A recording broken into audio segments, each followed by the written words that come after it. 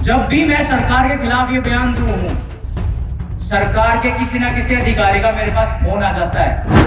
मगर मेरे पिताजी एक बात क्या करते, मैं बितनवाए कहूंगी कि मुकदमा करे तो 302 का करिए, छोटा मोटा मसला ये हमारे ऊपर। लोग हमें थपकी मारने का भी काम करेंगे, हमने बताने की जरूरत कोई नहीं हम किसका खून है। ना केवल उनकी कॉलर पकड़कर घसीट के उनको लाने का काम करेंगे, आपके सामने आप उनको फांसी पे भी लटकते हुए देखने का काम करोगे। वो अन्याय जिसका हमें आज तक ये समझ नहीं आया कि हमारे पिताजी की गलती क्या थी। वो केवल एक है कि सरकार का हाथ छोड़ना किसी राठी जी की हत्या में 5 मिनट का काम है, अगर उसरा पहचानना हो। लेकिन जो मेहनत और संघर्ष और नाम हमारे पिताजी का है, जो मारने लगे माँ बाप का कभी जीवन में नहीं बढ़ सकता। ये श्रद्धांजलि सभा उस इंसान के लिए है जिसे ना ऊंच देखी ना नीच देखी, ना अमीर देखे ना गरीब देखे। हर एक इंसान के लिए वो भलाई के काम करे जिससे ना केवल उनके परिवारों को फायदा हो, बल्कि आने वाली पीढ़ी को भी फायदा हो। मुझसे पूर्व वक्ताओं ने बताया, मैं उन बातों को ना दोहराकर एक चर्चा जो आजकल चली हुई है, लगभग 2 साल हो गए हैं आज, और 2 साल में से 1.5 साल केस सीबीआई के पास हो गया।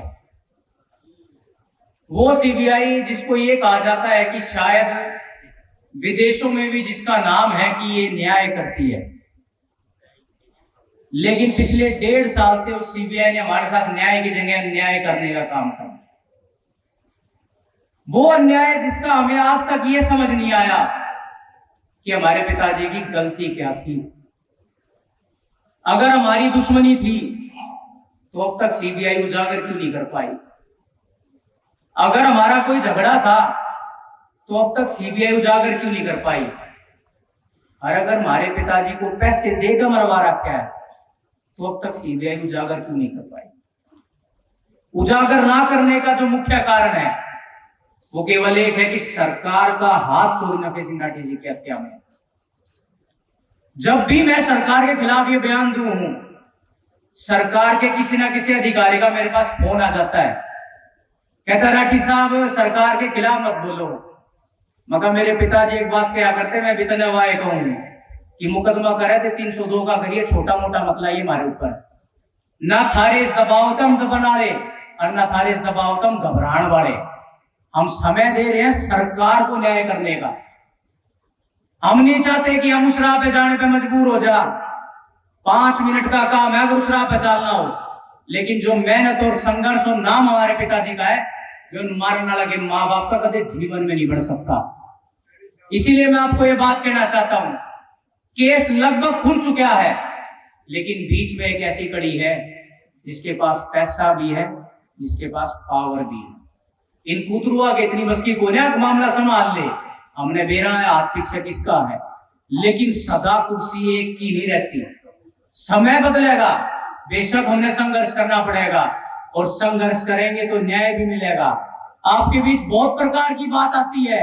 एक बात आप ये जान के रख लेना, मेरे पिताजी एक बात कहा करते थे कि बेटे मेरे पास एक बहुत कांग्रेस का बड़ा आदमी अपने व्यापार को दूसरे स्टेटों में बढ़ाने के लिए आ गया। उसके साथ एक आदमी और था, सरकार भूपेंद्र सिंह हुड्डा की थी।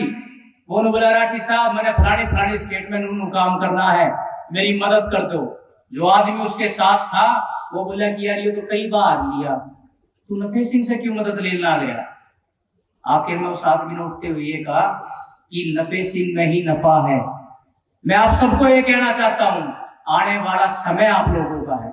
हमें ये संघर्ष की लड़ाई आगे तक लड़नी है, और ना केवल लड़नी है, लड़कर जीतनी भी है। और जीतने का सिर्फ एक ही तरीका है, जिस संयम और स्वभाव से हम चल रहे हैं उसी तरीके से हम चलते रहे।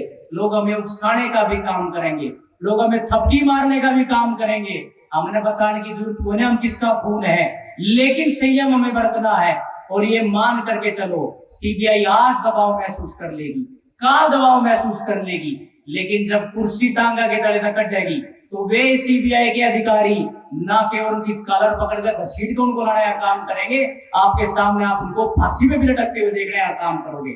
इसीलिए मैं आप सभी का पुनः हाथ जोड़कर धन्यवाद करता हूं कि ना केवल आज भी आपके अंदर वो प्यार और विश्वास, वो उम्मीद चौधरी नफे सिंह राठी जी के और चौधरी जैक्सन दलाल जी के परिवार के साथ है, बल्कि ये विश्वास आप लोगों ने हमें दिला दिया है कि हमारे पैर भी लड़खड़ाने का काम नहीं करेंगे। चौधरी नफे सिंह राठी अमर रहे, चाचा जैक्सन दलाल अमर रहे।